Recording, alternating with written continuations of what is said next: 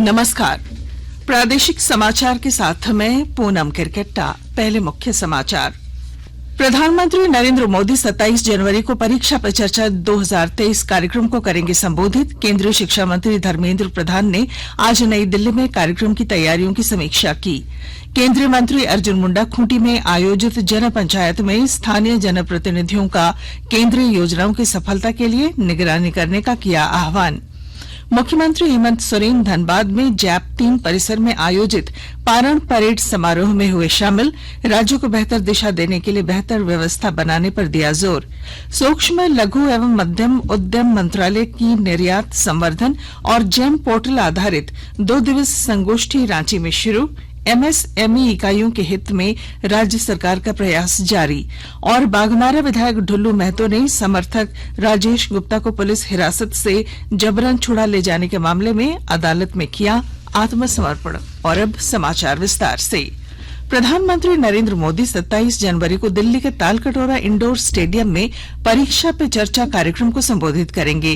केंद्रीय शिक्षा मंत्री धर्मेंद्र प्रधान ने आज नई दिल्ली में इसकी तैयारियों की समीक्षा की।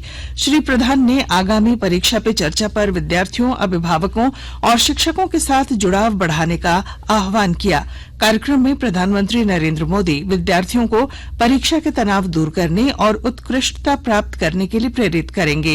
इस वर्ष की परीक्षा पे चर्चा के लिए पिछले वर्ष की तुलना में 2 गुने से अधिक पंजीकरण हुए हैं। मौके पर शिक्षा राज्य मंत्री अन्नपूर्णा देवी और सुभाष सरकार, सचिव शिक्षा तथा सूचना और प्रसारण मंत्रालय के सचिव भी समीक्षा बैठक में उपस्थित थे। केंद्रीय जनजातीय मंत्री अर्जुन मुंडा आज खूंटी जिले के कर्रा प्रखंड के चांपी में आयोजित जन पंचायत में शामिल हुए। इस मौके पर केंद्रीय मंत्री ने कहा कि जनप्रतिनिधियों का दायित्व है कि वे गांवों के विकास में भूमिका निभाएं। कार्यक्रम में श्री मुंडा ने बीडीओ, सीओ समेत अन्य प्रखंड पदाधिकारियों की कार्यशैली पर नाराजगी जताई। उन्होंने कहा कि पदाधिकारी केंद्रीय योजनाओं को किस प्रकार से क्रियान्वित करा रहे हैं, इसकी मॉनिटरिंग पंचायत प्रतिनिधियों को करनी होगी। भारत सरकार की योजना राज्य सरकार के माध्यम से पूरा होना चाहिए। पैसा जब भारत सरकार देती है तो गांव में, हर गांव में नल का जल उन परिवार के घर तक पहुंचना चाहिए, क्योंकि यह योजना माननीय प्रधानमंत्री जी का एक महत्वाकांक्षी योजना। संयुक्त संसदीय समिति की बैठक आज नई दिल्ली में संपन्न हुई। इस बैठक में अनावश्यक कानूनी प्रक्रियाओं को हटाने, सरलीकरण, गौण अपराधों का गैर अपराधीकरण करने, विभिन्न नियमों के अनुपालन का बोझ कम करने जैसे महत्वपूर्ण विषयों पर चर्चा हुई। बैठक में बताया गया कि ऐसे अधिनियम जिससे आम जनता को बेवजह परेशानी होती है, उसे समाप्त करने के लिए या उसमें सुधार के लिए इस समिति का गठन किया गया है। बैठक में रांची के सांसद संजय सेठ ने कहा कि आज भी कई ऐसे अनावश्यक कानून हैं जिससे आम जनता प्रभावित होती है। ऐसे कानूनों में सुधार की जरूरत है और ऐसे कई कानूनों को समाप्त करने की भी जरूरत है। प्रधानमंत्री नरेंद्र मोदी ने आज मध्य प्रदेश के इंदौर में प्रवासी भारतीय दिवस सम्मेलन का औपचारिक उद्घाटन किया।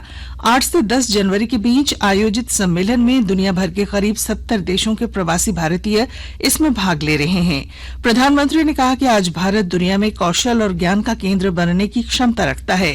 भारत विश्व की शीर्ष अर्थव्यवस्थाओं में शामिल है। प्रधानमंत्री ने आह्वान किया कि भारत की प्रगति के साथ साथ देश की सांस्कृतिक और आध्यात्मिक जानकारी रखें और इसे दुनिया को बताएं। बोकारो जिला प्रशासन की पहल पर बोकारो स्टील प्लांट की ओर से ग्रामीण महिलाओं को स्वावलंबी बनाने के उद्देश्य से कौशल विकास का प्रशिक्षण दिया जा रहा है। ब्यौरे के साथ हमारे बोकारो संवाददाता। महिला सशक्तिकरण के क्षेत्र में जिला प्रशासन की पहल पर बोकारो स्टील प्लांट के द्वारा सामाजिक निगमित दायित्व के तहत ग्रामीण महिलाओं को स्वावलंबी बनाने के उद्देश्य से कौशल विकास का प्रशिक्षण दिया जा रहा है। प्रशिक्षण के साथ साथ ग्रामीण महिलाओं द्वारा बनाए गए उत्पाद की बिक्री के लिए बाजार उपलब्ध कराने की भी व्यवस्था की गई है। बोकारो स्टील प्लांट के संचार प्रमुख मणिकांत धान ने बताया है कि जलकुंभी के अलावा बांस, कुछ खास पेड़ पौधों के छाल और जड़ से कई तरह के हैंडीक्राफ्ट का निर्माण का प्रशिक्षण दिया जा रहा है। उन्होंने बताया अगले 3 साल में 1000 से ज्यादा महिलाओं को प्रशिक्षण दिया जाएगा। मनोज कुमार, आकाशवाणी समाचार, बोकारो। आकाशवाणी के ताजा तरीन समाचारों के लिए आप हमारी वेबसाइट newsonair.com पर लॉग ऑन कर सकते हैं। ताजा समाचार Twitter handle @AIR news alerts और Facebook page All India Radio news पर भी उपलब्ध है। आप प्रादेशिक समाचार एकांश के ट्विटर हैंडल @AIR न्यूज _ और फेसबुक, इंस्टाग्राम पेज तथा YouTube channel AIR news Ranchi पर भी हमारे बुलेटिन सुन सकते हैं। प्रादेशिक समाचार आप आकाशवाणी रांची से सुन रहे हैं।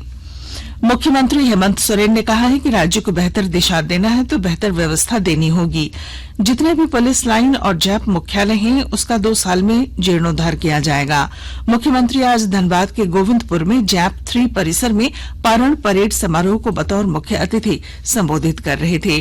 उन्होंने कहा कि महिला सशक्तिकरण की दिशा में राज्य आगे बढ़ रहा है। सिर्फ पुलिस बल में ही नहीं बल्कि सभी क्षेत्र में महिलाओं की भागीदारी बढ़ी है।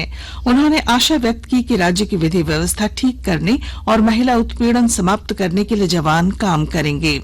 मौके पर डीजीपी नीरज सिन्हा ने कहा कि बहाल नए जवानों में 30% महिला पुलिस है और ये नारी सशक्तिकरण का बड़ा उदाहरण है।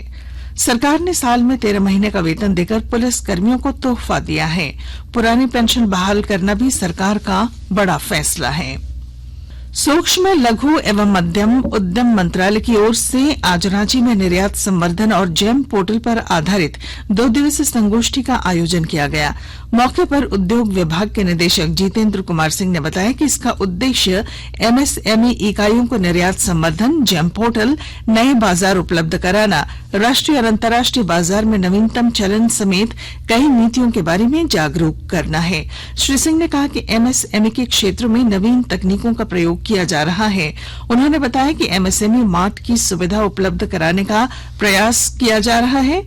झारखंड सरकार की ओर से किए जा रहे प्रयासों की उन्होंने जानकारी दी। MSME मार्ट के अंदर एक ऐसा प्लेटफॉर्म है जहाँ पे अगर अमेज़न आ जाएगा, फ्लिपकार्ट सारे आ सकते हैं। अगर आपको कोई प्रोडक्ट चाहिए वो किसी भी वेबसाइट से आप वहां पर ले सकते हैं। It's open network for digital e commerce. यहाँ पर हम MSME को सेक्टर की अगर यूनिट्स को किसी भी विश्व के किसी भी कंट्री में जाकर अपना प्रोडक्ट को दिखाना है, अपना कोई किसी के विश्व में कहीं पर भी अगर कोई एग्जीबिशन चल रही है और उसको दिखाना है और वहां पर पार्टिसिपेट करना है तो झारखंड सरकार 90% तक का एयर फेयर रिइंबर्स कर दिया 2 लोगों का। प्लस वहां पर जाकर आपको अपना स्टॉल सेटअप करना है तो 4.5 लाख रुपए तक की स्टॉल जो है सेटअप करने की फैसिलिटी हम लोग खुद दे रहे हैं आपको। बैंक से आपने लोन लिया हुआ है तो 1 करोड़ रुपए तक की इंटरेस्ट सब्सिडी हम डिपार्टमेंट ऑफ इंडस्ट्रीज दे रहे हैं। तो झारखंड में तो इनिशिएटिव लिए ही जा रहे हैं, लेकिन बाकी पूरे देश भर में भी अलग अलग राज्यों द्वारा बहुत सारे इनिशिएटिव्स लिए जा रहे हैं। धनबाद जिले में वारंटी राजेश गुप्ता को पुलिस हिरासत से छुड़ाने के मामले में सजायाफ्ता बाघमारा विधायक ढुल्लू महतो ने आज अदालत में सरेंडर कर दिया। धनबाद के अनुमंडल न्यायिक दंडाधिकारी अभिषेक श्रीवास्तव की अदालत ने विधायक को न्यायिक हिरासत में जेल भेज दिया है। बता दें कि झारखंड उच्च न्यायालय ने ढुल्लू महतो को 1 महीने के अंदर सरेंडर करने का आदेश दिया था। कुछ संक्षिप्त खबरें। साहिबगंज के अपर समाहर्ता ने आज भू राजस्व, दाखिल खारिज, GM लैंड सर्वे, किसानों की भूमि सत्यापन संबंधी विषय पर समीक्षा की।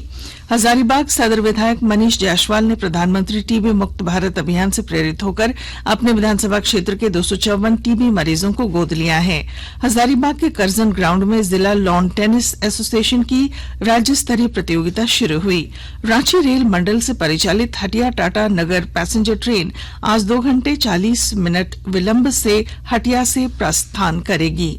सरायकेला खरसावां जिले के राजनगर थाना क्षेत्र के टांगरानी गांव में 3 मासूम बेटों को हथियार से मारकर घायल करने वाले पिता को पुलिस ने गिरफ्तार कर जेल भेज दिया है। और अब अंत में मुख्य समाचार। प्रधानमंत्री नरेंद्र मोदी 27 जनवरी को परीक्षा पे चर्चा 2023 कार्यक्रम को संबोधित करेंगे।